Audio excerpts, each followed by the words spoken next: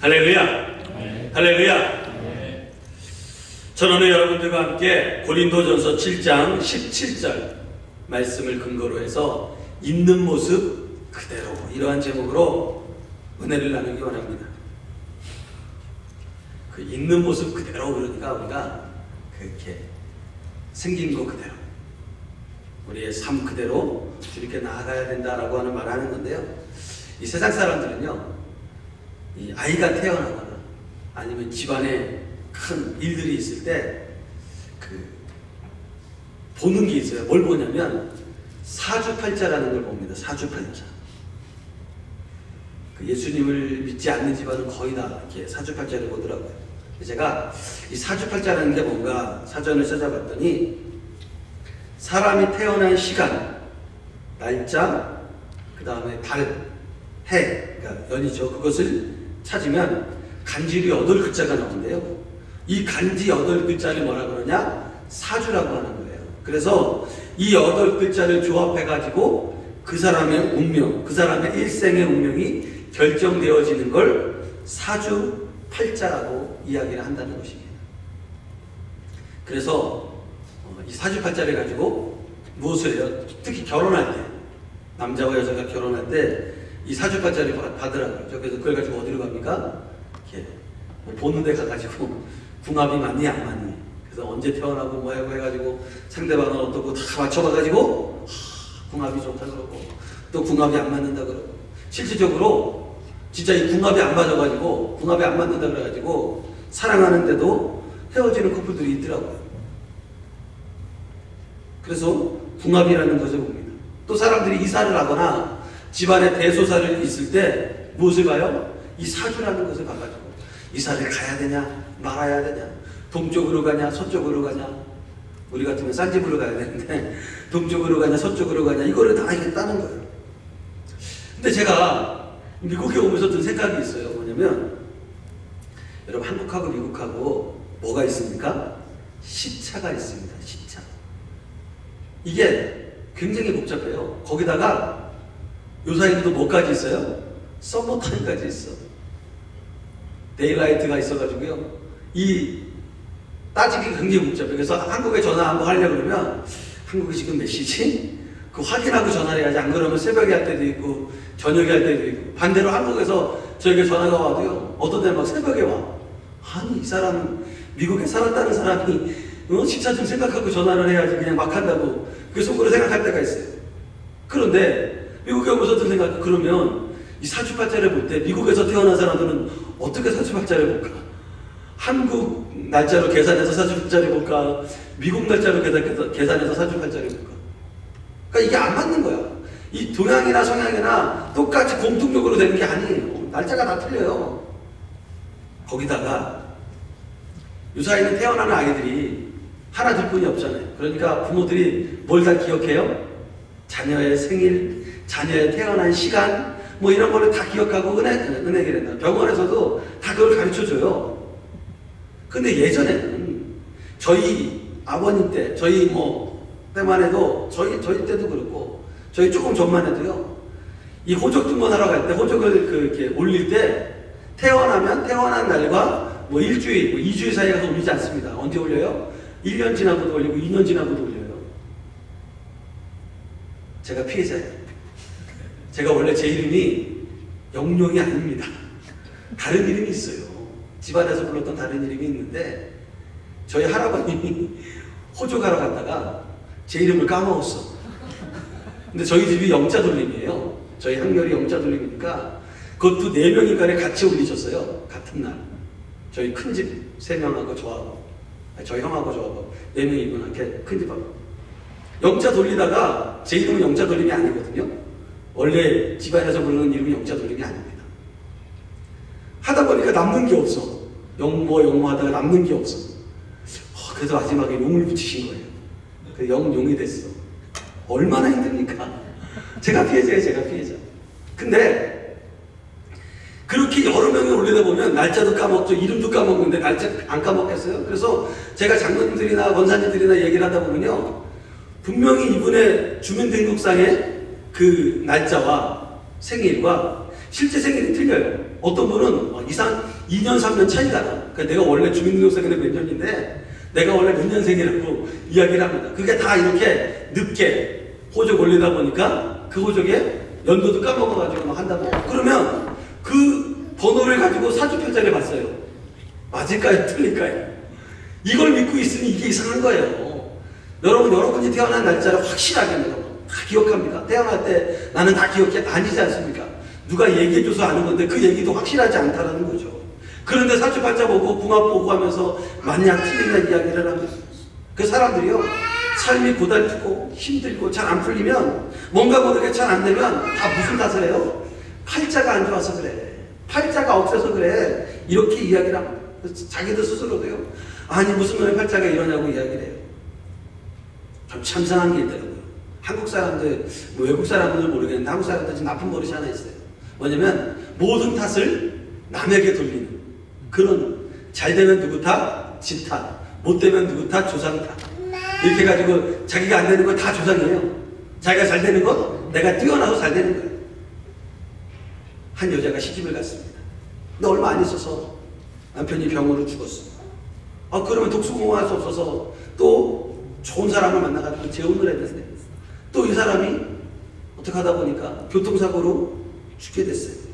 그러면 100% 사람들이 뭐라 그러는지 아세요? 저 여자 팔자가 억세가지고 남편을 잡아먹었다고 이야기를 합니다. 난 이해가 안 돼요. 왜냐? 그런 말이 어디 있습니까? 아니 남편 죽음을 잊어버린 그 여인을 위로해 주지는 못할 망정 모든 그 책임을, 아니 그 사람들이 죽은 게 이 여자 책임입니까? 자기가 죽인 것도 아니고 이 여자 책임이 아니에요. 그런데 모든 책임을 누구에게 돌려요? 살아있는 그 여자에게 돌려요. 그래놓고 저 여자 팔자가 없어서 그렇고 뭐 무슨 뭐가 있어서 그렇고 뭐가 있어서 그렇다고 이야기를 합니다. 아니 생각해보세요. 남편 죽을 여인이었으면 얼마나 가슴이 미어질 거 아닙니까? 그 위로를 해줘야지.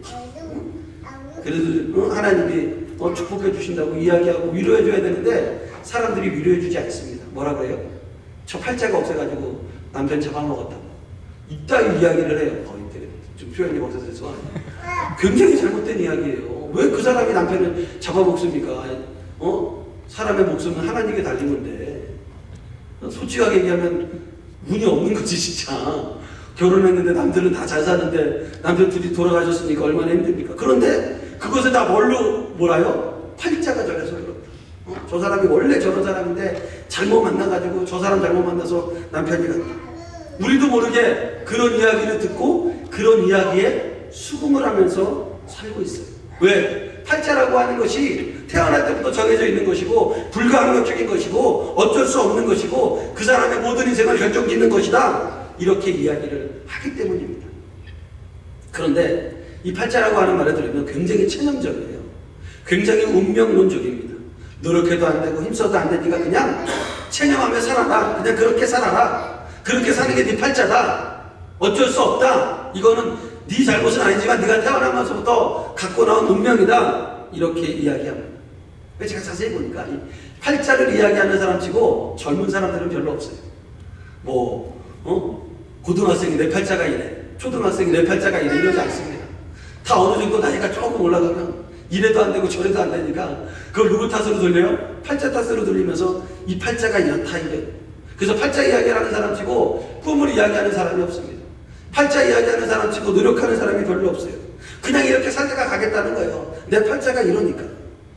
그런데 예수님을 믿은 우리들이 이 팔자에 묶여서 살아야 하겠습니까? 세상에 그렇게 정해져 있는 운명이 있다라고 하면 우리가 그 운명에 그냥 순응하며 체념하며 내가 원래 이러니까 라고 살아야겠습니까? 성경을 자세히 보면 예수님의 사역을 공간복음에서 볼 수 있는데 예수님의 사역은 어떤 사역이었냐? 안 되는 일들을 되게 하시는 사역이셨어요. 원래는 안 돼요. 그게 될 수가 없는 일인데 그걸 되게 하는 사역이 예수님의 사역이었습니다. 마가복음 5장에 보면 10개 혈루증 앓은 여인이 나와요. 어디를 가도 이 여인의 병을 고쳐주지 못합니다. 병원을 안 갔겠습니까? 그렇다고 제사장에게 안 가봤겠어요? 율법학자에게 안 가봤겠어요? 이 사람에게 상담해보고 저 사람에게 가보고 다 갔을 것입니다. 갔다 와보니까 병원에서 하는 말이 뭐예요? 현대의학으로는 이 병은 어쩔 수가 없습니다. 그냥 병하고 친하게 지내고 살다 가야 됩니다. 라고 이야기를 합니다. 제사장에게 가니까 제사장이 뭐라 그래요?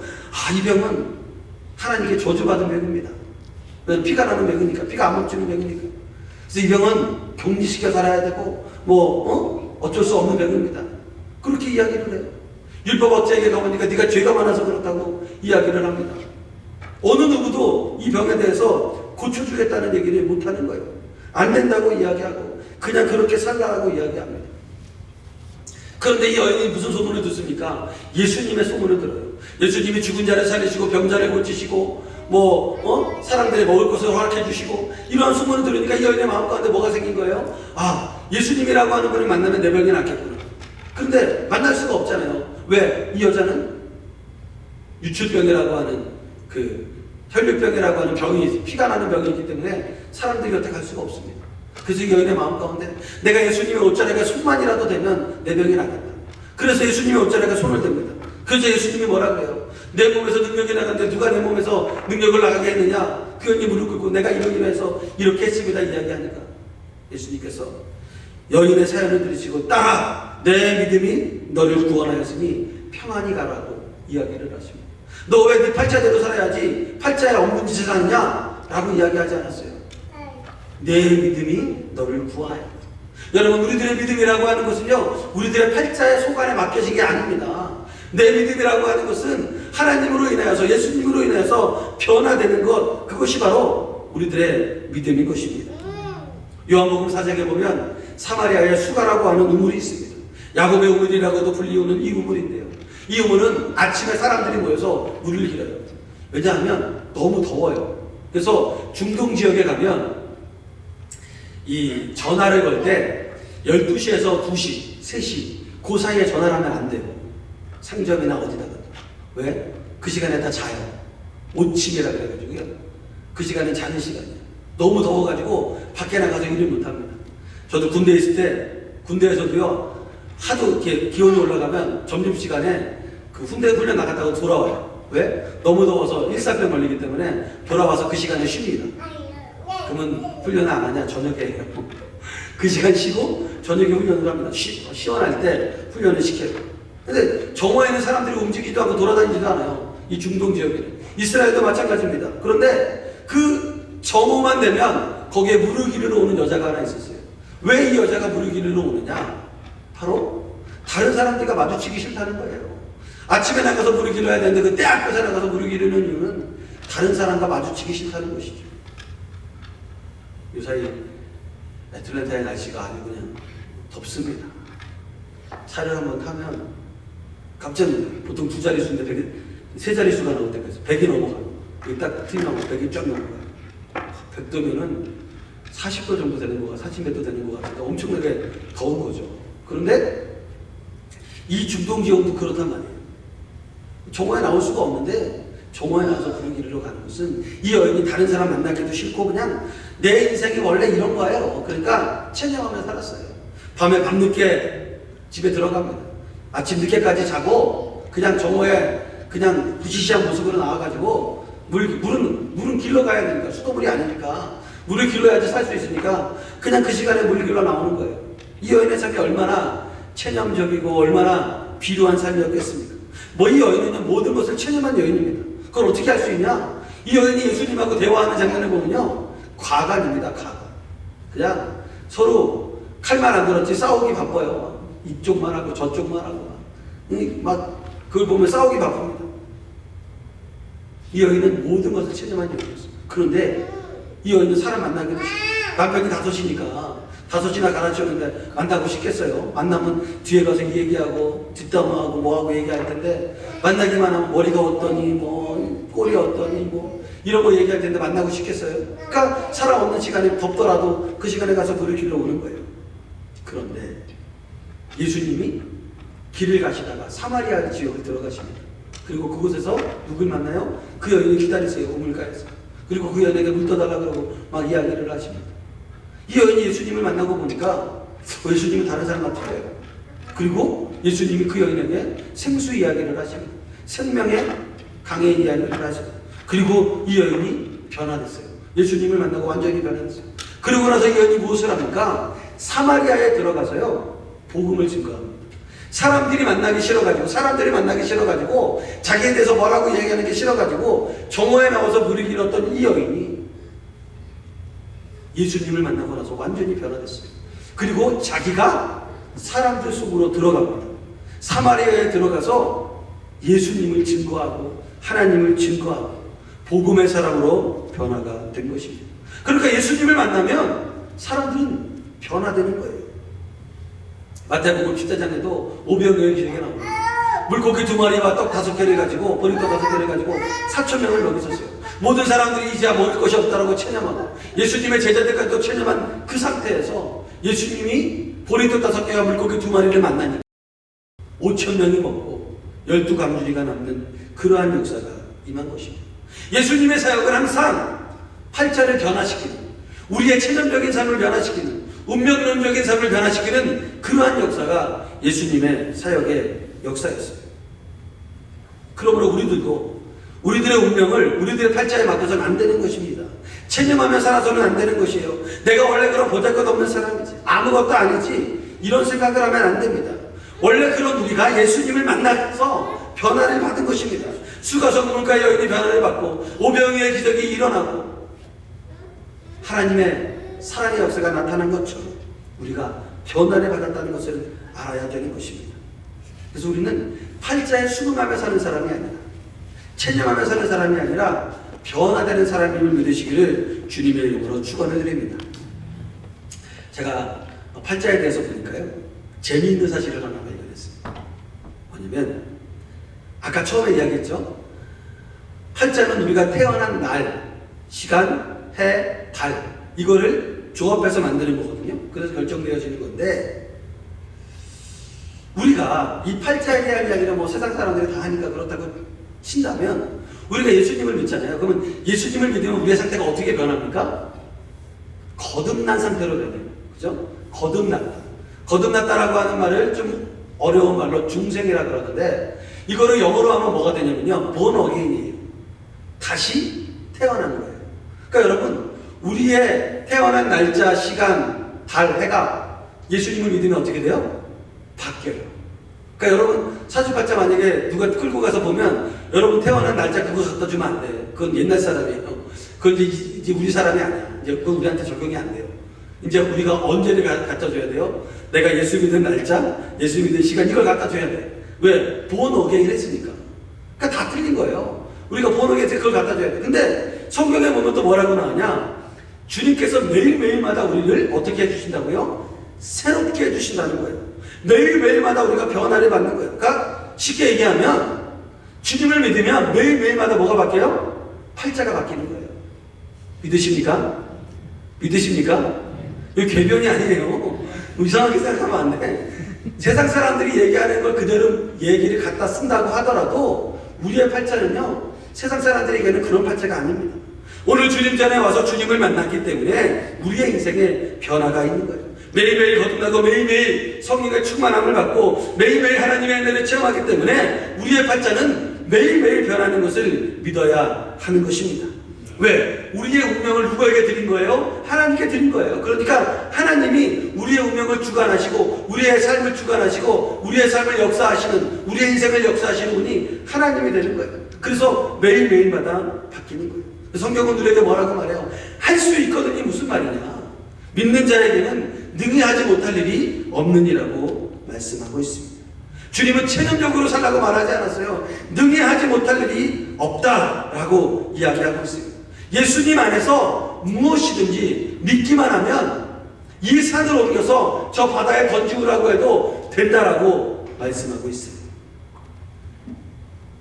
하나님은 말씀 한마디로 온 세계를 만드신 분이십니다.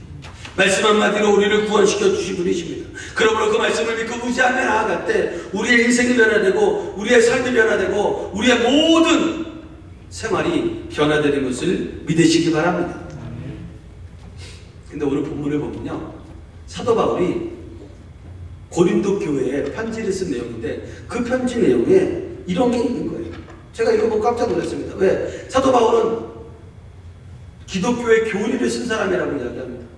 기독교의 교리가 있는데 그거를 잘 조합을 해가지고 정립을 잘한 사람이 사도 바울이에요. 그 사도 바울이 성경에, 신약 성경에 반 이상을 적었습니다. 엄청나게 많은 걸 적은 거죠. 그런데 그 사도 바울이 뭐라고 이야기하느냐? 오늘 본문을 보면요, 고린도전서 7장 17절, 우리 다 같이 한 목소리로 읽어볼까요? 오직 주께서 각 사람에게 나눠주신 대로 하나님이 각 사람을 부르신 그대로 행하라. 내가 모든 교회에서 이와 같이 명하노라. 아니, 예수님은 팔자를 고치고, 예수님 믿으면 변화받고, 예수님 믿으면 인생이 바뀌고, 운명이 바뀌고, 체념적이 아니라 희망적이 되고, 이렇게 이야기를 하셨는데, 그 예수님에 대해서 누구보다 잘 알아요. 기독교의 교리를 적은 이 바울이 각 사람에게 나눠주신 대로, 각 사람을 부르신 그대로 행하라, 이렇게 이야기를 하고 있어요. 앞뒤가 안 맞죠. 그죠? 앞뒤가 안 맞습니다. 쉽게 얘기하면 네 운명 그대로 살라는 거예요. 네 체험, 네가 체념하고 있는 그대로 살라는 거예요. 네 팔자 그대로 살라는 이야기를 사도 바울이 하고 있는 것입니다. 과가는 7장 20절이에요. 20절에 뭐라고 말합니까? 읽어볼까요? 각 사람은 부르심을 받은 그 부르심 그대로 지내라. 팔자대로 살라, 이 이야기입니다. 변화되지 말고 부른 대로 그대로 살아야 한다는 것이에요. 예를 들어서 내가 태어날 때부터 흙수저야. 돈이 없어요? 그러면 너는 흙수저로 살아가는 거예요. 그리고 태어날 때부터 집안이 힘들어. 그럼 너는 그대로 살라는 것입니다. 그냥 부른 그대가 부른 게 그거니까 그대로 살라는 거예요. 7장 24절은 더합니다. 형제들아, 너희는 각각 부르심을 받은 그대로 하나님과 함께 가. 그러니까 있는 모습 그대로 그냥 하나님과 함께 있으라는 거예요. 하나님만 믿으면 되지 나머지는 뭐 다 그대로 있으라는 것입니다. 아니, 기독교의 핵심을 알고 있는 사도 바울이 예수님의 가르침과 조금 반대되는, 아까 제가 처음에 얘기했던 예수님은 변화시키고 병자를 고치고 막 안 된다는 걸 되게 만드는 그런 사역을 하셨는데, 바울은 그냥 그대로 살라, 변화하지 말고 그대로 있으라, 이렇게 체념하는 식의 이야기를 하고 있습니다. 이 부분에 의문이 생길 수밖에 없습니다. 사도 바울이 왜 예수님의 가르침을 몰라서 이런 이야기를 했을까? 왜 바울이 이런 이야기를 했을까? 그런데요, 하나님께서 깨달음을 주세요. 세상 말에 부전자전이라는 말이 있어요. 부전자전. 부전자전이 뭐냐? 아버지를 쏙 빼닮은 거예요. 그러니까 아버지가 하는 행동을 자녀가 따라하는 것들을 볼 때 부전자전이다 라고 이야기를 합니다. 다리를 떨어요. 저도 다리를 많이 떨거든요. 뭐 풍이 와서 떠는 건 아니고요. 이렇게 앉아있다 보면 이렇게 자연적으로 이렇게 나도 모르게 떨게 돼요. 무의식 중이야. 의식이 아니에요. 그래서 본의 아니게 오해를 살 때도 많이 있지만, 그러니까 나도 모르게 다리를 떴 때가 있어요. 그런데 어느 날 보니까 저희 딸도 떨더라고요. 이런 게 부전자전이에요. 또 잘 때 다리를 이렇게 양반다리처럼 하고 이렇게 꼬고 자는 경우가 있는데, 보니까 저희 딸도 그렇게 잘 때가 있더라고요. 밤에 이제 이불 덮어주러 갔는데 그러고 자. 야, 똑같네. 그걸 누가 가르쳐 줬겠어요? 그건 보고 배우는 게 아니에요. 보고 배울 수가 없어. 왜? 자니까. 그런데 그 모습도 똑같은 거예요. 이게 이런 걸 부전자전이라고 해요. 그래서 세상에 많은 도둑이 있지만 뭐 도둑은 못한다 그래요? 시도둑은 못한다고. 왜? DNA가 있어요. 그래서 DNA 검사를 만나면 다 합니다. 자식은 부모를 닮게 되어져 있어요.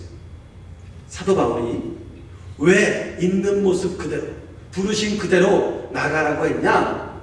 창세기 1장 26절에 보면 이렇게 말합니다. 읽어볼까요? 하나님이 이르시되 우리의 형상을 따라 우리의 모양대로 우리가 사람을 만들고.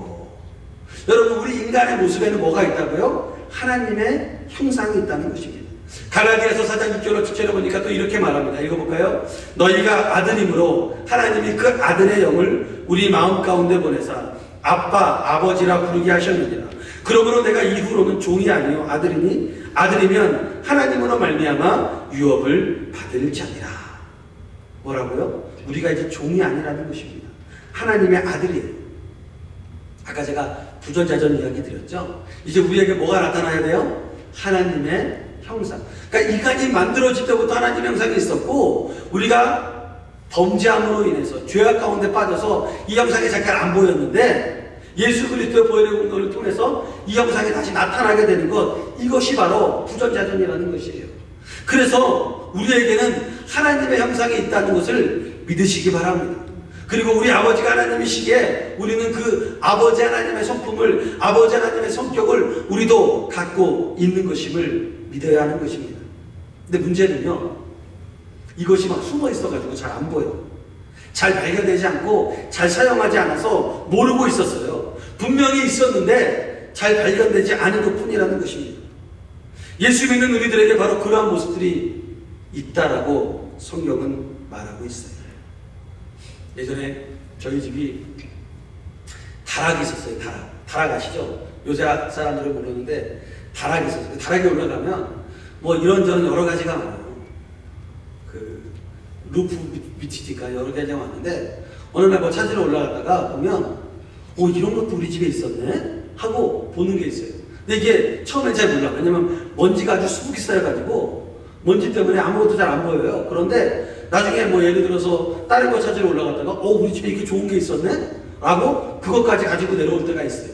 그래서 그 좋은 걸 발견하면 어떤 느낌이 들어요? 굉장히 득템한 느낌, 뭐 공짜로 새로운 것을 얻은 느낌, 그런 느낌이 들어요. 우리 집에 이런 것도 있었네. 내가 찾았었는데 이런 게 없었는데 이런 게 있었네.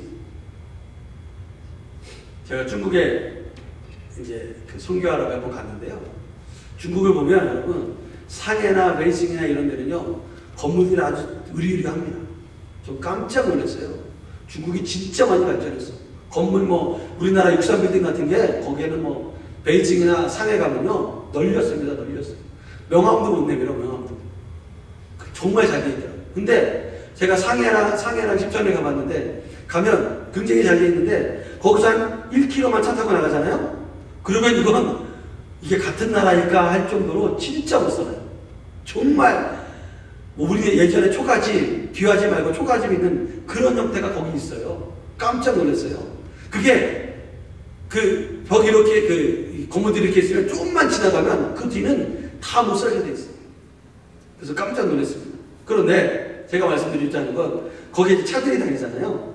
여기도 차가 다니고 이쪽도 차가 다니는데 여기 차들이랑 여기 차가 완전히 틀려요. 뭐가 틀리냐? 여기 차는 좀 깨끗합니다. 도로에 막 그 상해 안에 있는 차들은 많이 깨끗한데 이게 바깥으로 지나가면 거기는 차 색깔이 구분이 안 돼.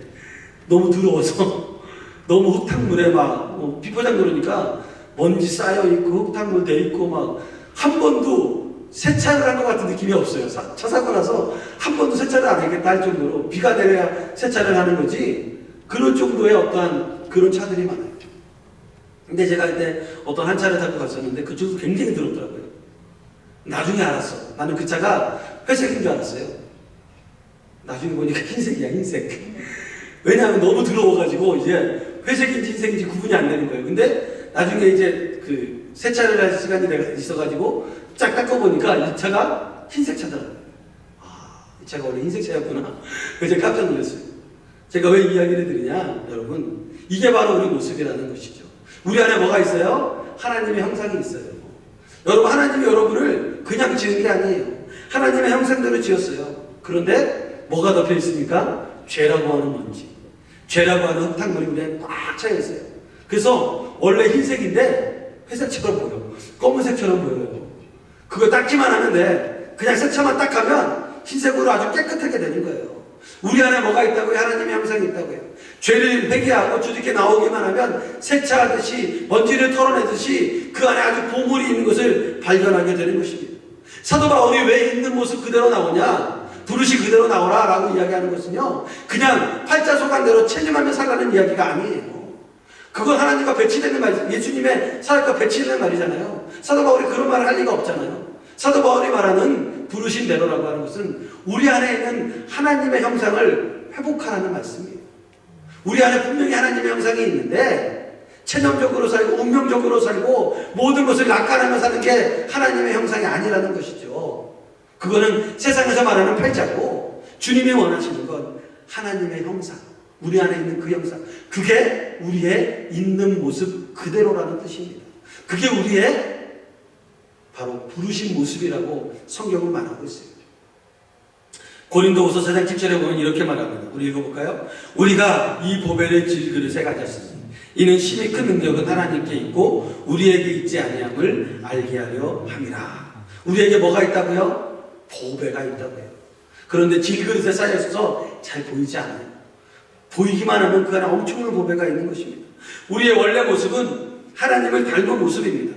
그런데 그것이 죄로 인해서, 먼지로 인해서 하나님과 멀어져 하나님을 닮은 모습이 빛을 보지 못하는 것 뿐입니다. 숨겨져 있을 뿐이에요. 그래서 주님은, 바울은 우리에게 그 모습 그대로 나오라고 이야기하고 있습니다. 사람에게는 누구나 고향이 있어요. 그래서 힘들고 어려우면 어디 가고 싶습니까? 고향에 가고 싶은 마음이 있어요. 그렇지 않아요? 여러분도 네? 얘기하다 보면 제가 한국에 몇 번을 가려고 했습니다. 왜? 힘들고 어려우니까. 살기 좋으면 왜 가겠어요? 살기 힘들고 어려우니까 가고 싶은 마음이 있는 거예요. 차라리 고향에 가면 더 좋겠다. 그런데 육신의 몸에 태어난 곳은 고향이라고 말하는데요. 우리 마음에도 고향이 있어요. 이걸 뭐라고 말하냐? 본향이라고 말해요. 그래서 우리의 마음이 돌아갈 곳이 본향입니다. 그게 어디예요? 왜? 하나님의 형상대로 만들어졌기 때문에 우리의 마음이 돌아갈 곳은 바로 하나님의 품인 것입니다. 하나님의 형상대로 지음을 받은 사람이기 때문에. 그래서 우리의 원래 모습, 원래 삶의 모습은, 우리의 있는 모습 그대로는 바로 하나님의 형상, 하나님의 모습이 우리에게 나타나는 것이에요. 이스라엘은 유월절을 지켜요. 죄송합니다. 이 유월절은 넘어간다는 뜻입니다. 근데 이 유월절의 중요한 것은요, 넘어가는데 뭘 넘어갔어요? 죽음의 사자가 이스라엘의 어린 양의 피가 발라져 있는 그 집은 넘어간 거예요. 그래서 우리 안에 뭐가 발라져 있어야 돼요? 예수님의 보혈의 피가 발라져 있어야 돼요. 그게 보여야 돼요. 그게 보여야지만이 원수마귀가 우리를 넘어가는 거예요. 안 그러면 우리가 넘어지고 쓰러질 수밖에 없는 거예요. 우리 안에 예수님의 향기가 나고, 우리 안에 예수님의 보혈이 있고, 우리 안에 예수님의 능력이 나타나야 하는 것입니다. 이것이 바로 있는 모습인 것이에요. 다른 모습이 아닌 것입니다. 그래야지 하나님의 형상대로 지음받은 모습이고, 그것이 우리 안에 나타나야 되는 것입니다. 그러므로 우리들이 쌓여져 있는 모습이 아니라 하나님의 형상을 닮아 있는 모습, 그 있는 모습 그대로 나오라고 이야기하고 있어요. 다시 말하면 우리 안에 쌓여져 있는 걸 뱉기라는 거예요. 우리 안에 감춰져 있는 걸 뱉기라는 거예요. 주님은 우리에게 원하십니다. 무엇을 원해요? 자기의 형상, 자기의 모습 그대로 나오기를 원하고 있어요.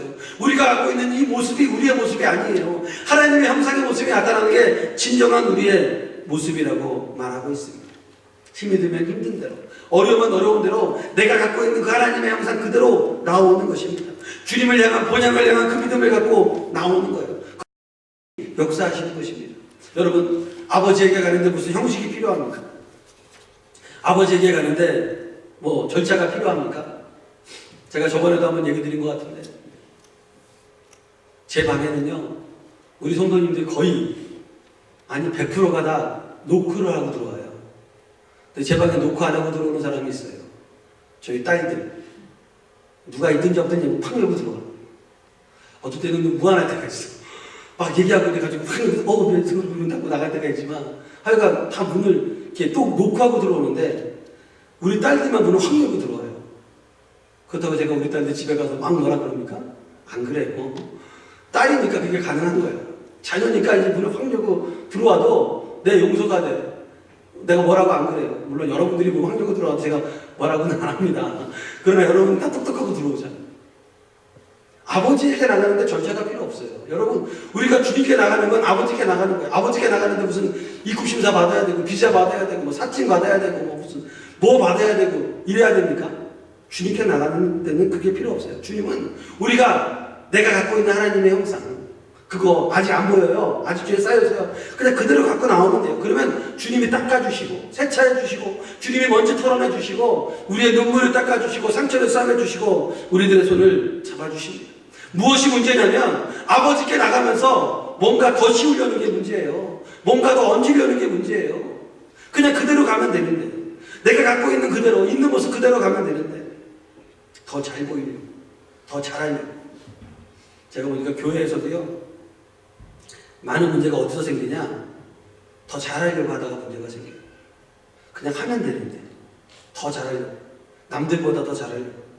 주님은 우리에게 성경에 야, 맡은 자에게 구할 것은 더 잘하는 것이다, 이렇게 이야기한 적이 없어요. 맡은 자에게 구할 것은 뭐예요? 충성이에요. 충성. 그냥 하면 돼요. 근데 더 잘하려고 해요.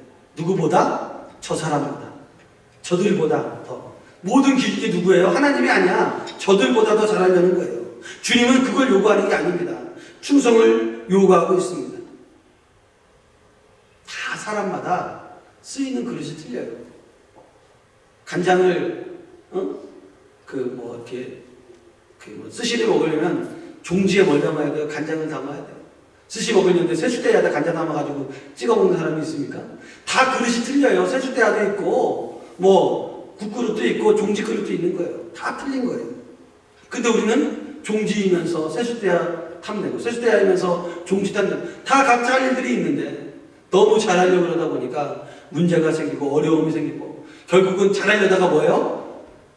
충성해야 되는데 안 해버려. 아유 나 저러려면 안 해. 그리고 그냥 끝내버리는 거예요. 거기에 더 큰 문제가 있는 거예요. 주님께 나올 때 뭔가 더 씌우지 마세요. 그대로 나와야 돼요. 요새 천국에서는요, 이거 좀 우스개 얘기인데, 천국에서는 천국에 올라올 때 세 가지를 갖고 와야 된대요. 뭘 갖고 가요? 그러니까 초등학교 졸업사진, 중학교 졸업사진, 고등학교 졸업사진. 왜 그래요? 그러니까 다들 얼굴이 틀려. 올라갈 때 보면 얼굴이 다 틀려서 이거를 대조해야죠. 아, 이 사람이 맞구나. 그래서 인식이 돼서 들어간대요. 누가 우스갯소리로 그런 얘기를 하더라고요.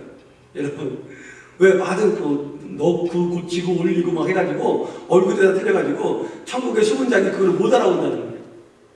더 쉬우니까 못 알아보는 거예요. 원래 있으면 알아보는 거예요. 무엇이 문제입니까? 내가 주님께 나아가지 않는 것이 문제예요. 내가 체념하는 것이 문제예요. 팔자소간으로 넘기는 것, 이렇게 살아야 된다라고 생각하는 게 문제라는 것입니다. 하나님은 우리가 주님께 나올 때 다른 것을 원하지 않아요. 하나님의 형상 있는 모습, 원래 있는 모습 그대로 주님께 나오기를 원하고 있어요. 예레미야 3절에 뭐라고 말합니까? 읽어볼까요? 너는 내게 부르짖으라. 내가 내게 응답하겠고 내가 알지 못하는 크고 비밀한 일을 내게 보이리라고 말씀하고 있습니다.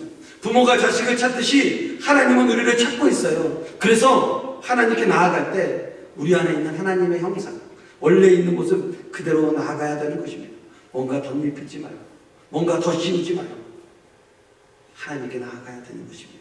힘들면 힘들고 어려우면 어렵다고 이야기하고 나아가야 되는 것입니다. 부르신 그대로 원래 하나님의 형상 그대로 나아가야 됩니다. 그러할 때 하나님께서 우리를 축복해 주시고 회복시켜 주시고 인도해 주시는 것입니다. 바라기는 이곳에 있는 모든 분들이 하나님의 자녀로서 하나님의 형상을 회복하고 그 형상 그대로 나아가는 여러분 되시기를 주님의 이름으로 축원을 드립니다.